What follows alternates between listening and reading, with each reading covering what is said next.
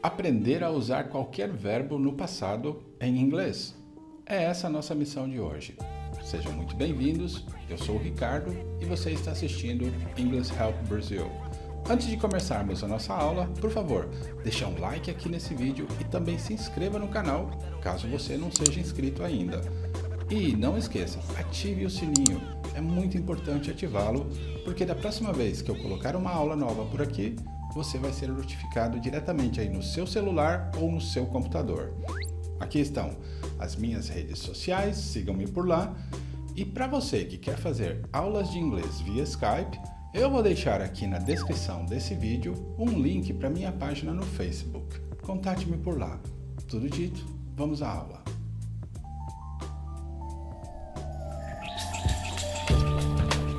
E hoje nós vamos falar do Simple Past, que é um tempo verbal igual ao passado simples em português. São ações que aconteceram no passado e que terminaram por lá. Bem, mas aí você vai me dizer, professor, já tem um vídeo de Simple Past no canal? Sim, é verdade, tem.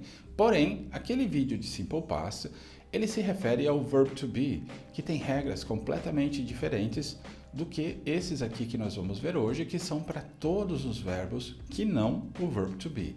Se você não assistiu essa aula do Simple Past no verb to be, aqui em cima tem um cartãozinho para que você assista essa aula e entenda. É muito importante que você entenda como funciona o Simple Past para o verb to be e como funciona para todos os outros verbos. São regras diferentes, ok? Bem, então nós vamos dividir hoje aqui a nossa aula em dois. Verbos regulares e verbos irregulares.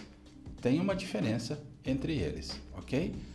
Para todos os dois, nós vamos ter forma afirmativa, forma negativa e forma interrogativa, ok? E como é que se constrói a forma afirmativa?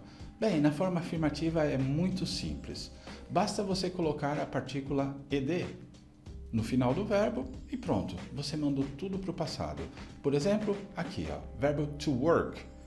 Eu coloquei a partícula ed no final e foi tudo para o passado. I worked, you worked, he worked, she worked, it worked, we worked, you worked, they worked. Pronto. Para todas as pessoas é igual, não tem diferenciação nenhuma. Tudo igualzinho, tudo no passado. A forma afirmativa é muito simples, ok? Agora, vamos ver aqui exemplos da forma afirmativa. Bom, nós vamos colocar aqui o verbo to travel. She traveled alone. Ela viajou sozinha. Perceberam? Eu coloquei aqui a partícula ed no travel e pronto, eu mandei o verbo para o passado. Ela viajou sozinha. She traveled alone. Outro exemplo. They worked yesterday. Eles trabalharam ontem. De novo, a partícula ed no verbo to work, trabalhar, e você mandou o verbo para o passado. Agora nós vamos ver aqui como é que funciona a forma negativa. Se vocês se lembram, para fazer a forma negativa no simple present, nós usávamos o do. Porém, esse verbo aqui é no presente. Nós vamos ter que usar um verbo auxiliar no passado. E o passado de do é did. Então, nós vamos trabalhar no passado com o did, ok? Então, vamos fazer uma negativa aqui. A mesma frase de que ela viajou, nós vamos dizer que ela não viajou sozinha. She didn't travel alone. Ela não viajou sozinha. Viram? Eu coloquei o did, porém, tem um detalhe aqui. Como eu coloquei o did, para dizer que o did not, para dizer que é uma negativa no passado, o verbo, eu coloquei ele na forma normal, sem aquela partículazinha ed. A partícula ed você vai usar somente para a afirmativa, ok? Outra frase, they didn't work yesterday. Eles não trabalharam ontem. Então, de novo, eu usei o did e eu não preciso colocar o work com a partícula ed, porque eu estou usando um verbo auxiliar, ok?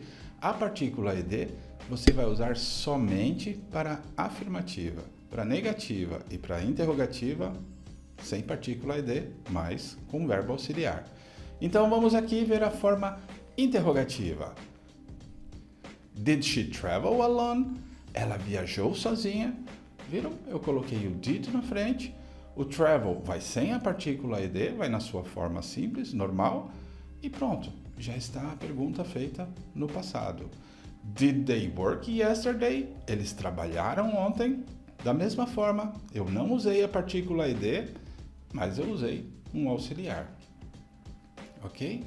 Agora, voltando a falar da forma afirmativa e essa partícula ed, nem sempre ela é só a partícula ed. Ela pode ser ed, ela pode ser só d e ela pode ser também ied. Então aqui tem umas regrinhas, eu fiz um quadro para vocês que vocês vejam quando colocar uma ou outra coisa, ok? Vamos assistir esse quadro e depois eu volto para falar dos verbos irregulares. Vamos assistir. E aqui estão as regras dos verbos regulares para o acréscimo da partícula ed. Se o verbo terminar em vogal mais y, você deve acrescentar simplesmente ed, como o verbo to play, tocar ou jogar. Nesse caso aqui, tocar. I played the piano. Você acrescentou simplesmente ed, porque o verbo to play termina em y, mas ele é precedido de uma vogal, a. Então, você acrescenta a partícula ed. Outra regra, se o verbo terminar em consoante mais y, você troca o y por ied, como no exemplo do verbo to try, tentar. O verbo to try, ele termina em y e ele é precedido por uma consoante, r. Então, nós removemos o y e acrescentamos ied. She tried to read that book. Ela tentou ler aquele livro. Se o verbo terminar em consoante, vogal, consoante, sendo que a última sílaba é a sílaba tônica, você dobra a última consoante e acrescenta ed. O verbo é to prefer, preferir. Prefer, a última sílaba, o fer, é a sílaba forte. E ele termina em consoante, vogal, consoante. Nós dobramos essa consoante, que no caso é o R, e fica da seguinte forma. I preferred the blue shoes. Eu preferi o sapato azul. E se o verbo terminar em E, como o verbo to arrive, chegar, você acrescenta simplesmente a letra D no final. Ele termina em E, então você simplesmente acrescenta o D. He arrived yesterday. Ele chegou ontem. Então, essas aqui foram as regras dos verbos regulares.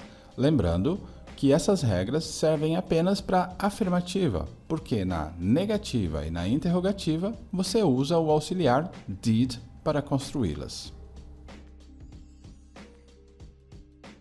E agora que vocês viram como funciona a partícula ed para os verbos regulares, nós vamos falar de verbos irregulares.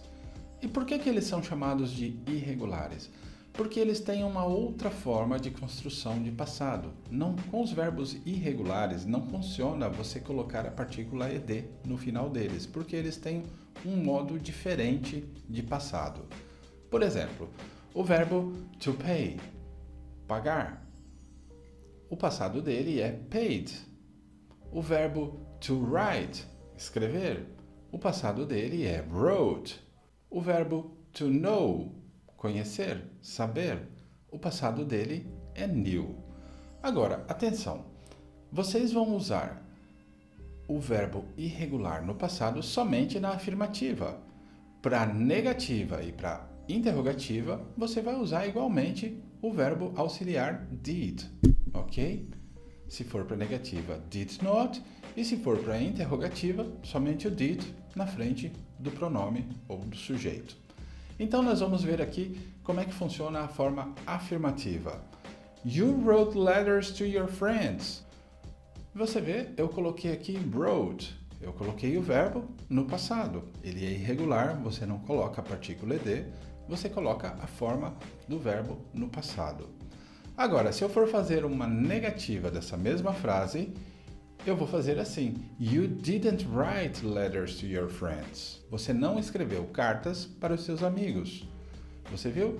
Eu coloquei o did, o verbo auxiliar. Esse did vai informar que o próximo verbo está no passado e aí você não precisa colocar o verbo no passado, você coloca o verbo na forma normal dele. E se for uma interrogativa, did you write letters to your friends? Você escreveu cartas para os seus amigos?